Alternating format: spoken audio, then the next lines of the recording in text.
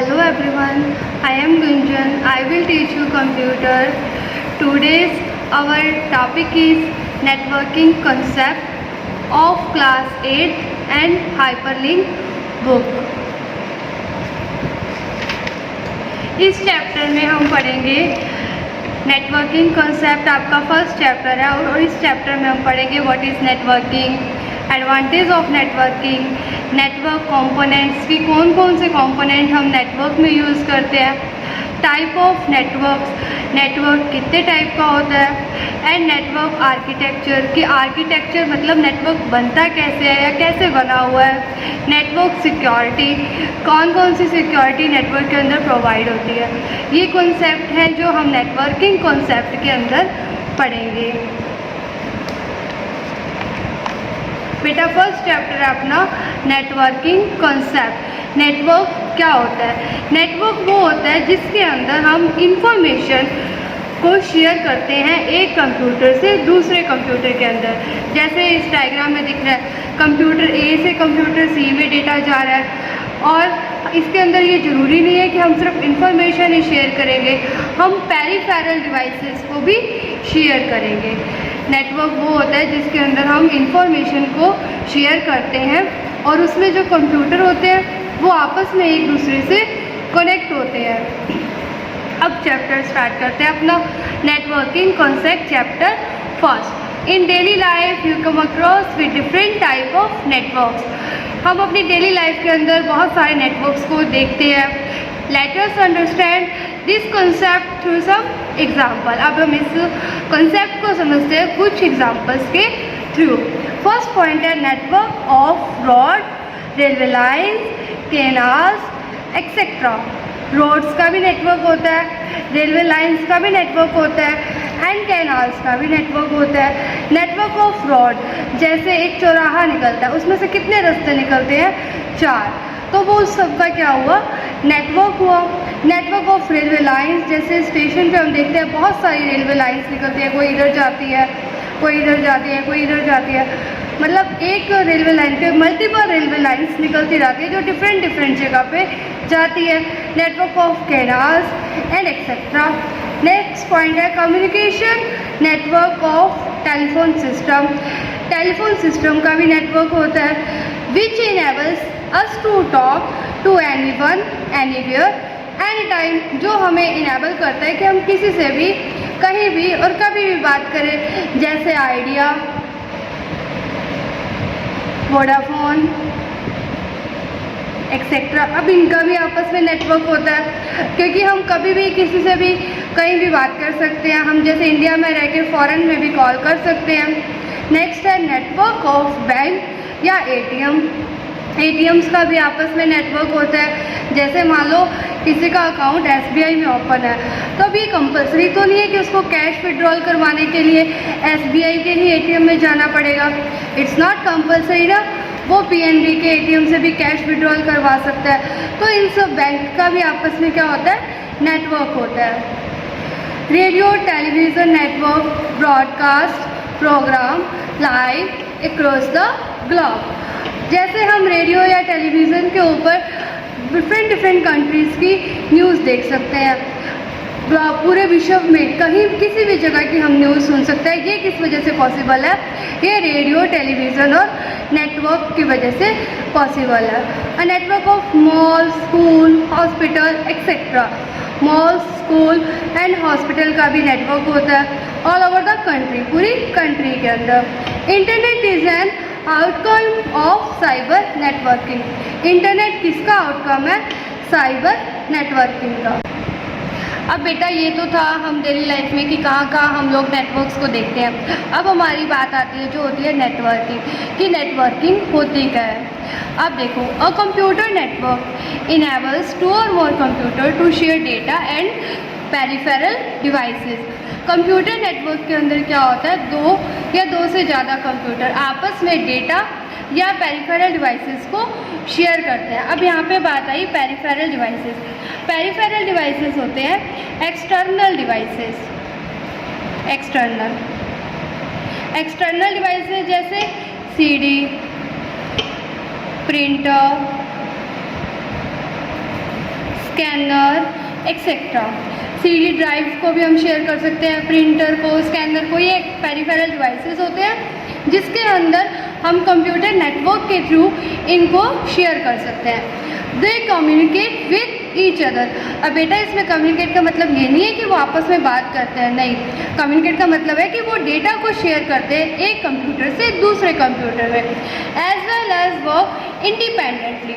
इसका मतलब वो अपने अपने फॉर्म में वर्क करता है, मतलब इस कंप्यूटर को इससे कोई मतलब नहीं रहता और इसको इससे, वो अपना अपना डिफरेंट वर्क करते रहते हैं, बस इंफॉर्मेशन शेयर करेंगे। और पेरिफेरल डिवाइसेस जैसे यहाँ प्रिंटर को ये शेयर कर रहे हैं।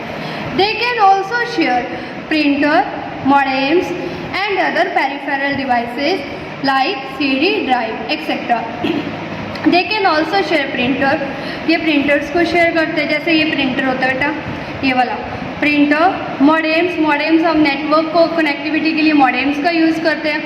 एंड अदर पेरिफेरल डिवाइसेस, और दूसरे peripheral devices like CD drive, ये CPU के अंदर होता है, इनको हम यूज़ करते हैं। The computer in a network में be link through cables, telephone lines, radio waves और इंफ्रा लाइट बीम्स।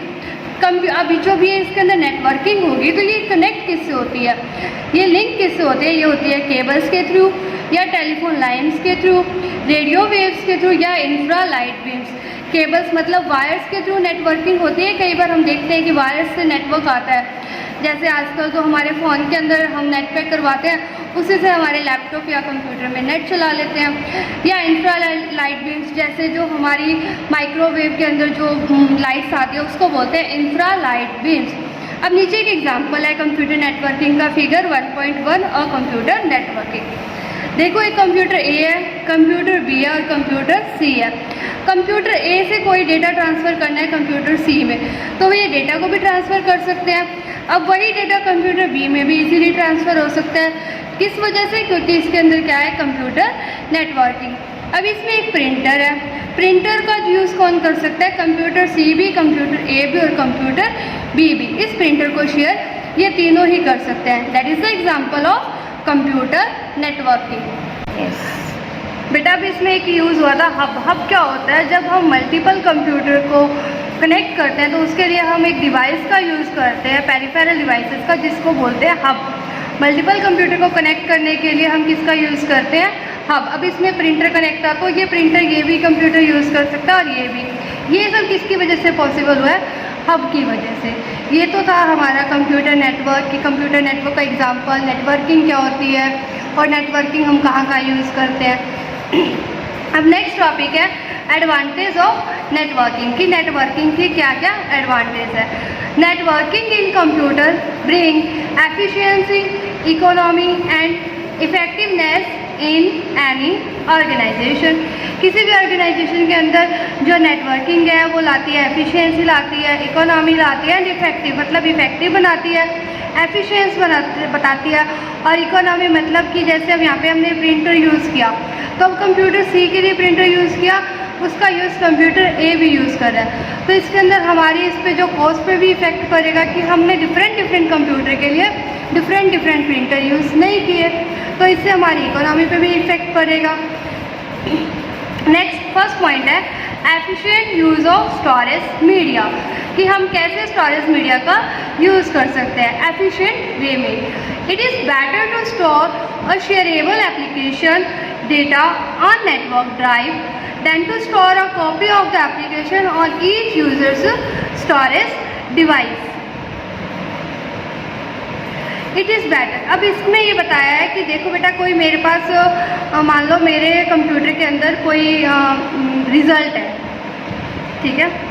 अब उस रिज़ल्ट को मैं अपने कंप्यूटर में सेव कर लूँ, ड्राइव में सेव कर लूँ, अब वहीं से मैं उस लिंक को शेयर कर दूँ आगे मल्टीपल पर्सन को, तो वो ज़्यादा शेयरेबल एप्लीकेशन रहेगी किसके कंपेयर में, than to store a copy of the application, कि मैं हर पर्सन के कंप्यूटर में या हर पर्सन की स्टोरेज डिवाइस में जाके पेन ड्राइव से उस डेटा को पेस्ट करूँ।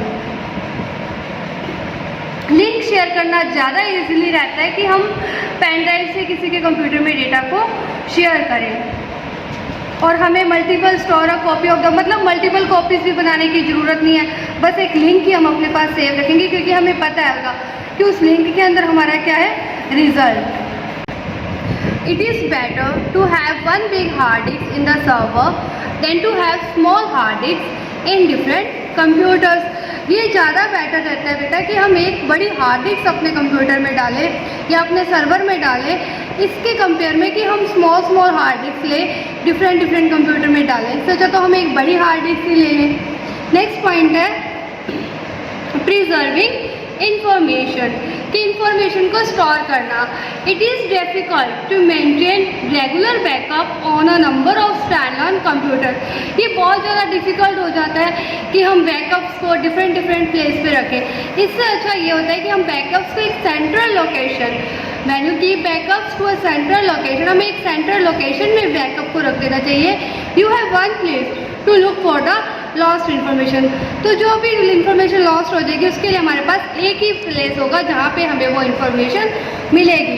वो कौन सी लोकेशन होगी, सेंट्रल लोकेशन, क्योंकि हमें पता है हमने बैकअप कहाँ रखे हैं, सेंट्रल लोकेशन में। प्रिजर्विंग इन्फॉर्मेशन, तो हमारी स्टोरेज कैपेसिटी डिफरेंट जगह पे रखने से अच्छा है हम एक ही जगह पे रखें। Next, reduction in hardware cost. In a network, the hardware devices which are not used very often like modems, printers, scanners, CD writer, etc. can be shared. अभी जैसे बताया था प्रिंटर हम शेयर कर रहे थे डिफरेंट कंप्यूटर से, तो प्रिंटर का यूज़ हम ज़्यादा मोस्टली नहीं करते, इसीलिए हम उसे क्या कर रहे हैं, शेयर कर रहे हैं। तो इससे हमारी जो हार्डवेयर की कॉस्ट है वो भी क्या होगी, रिड्यूस होगी। This reduce the cost of hardware, ये हमारी हार्डवेयर की कॉस्ट को भी क्या करेगा, रिड्यूस करेगा यानी कम करेगा। Next, efficiency.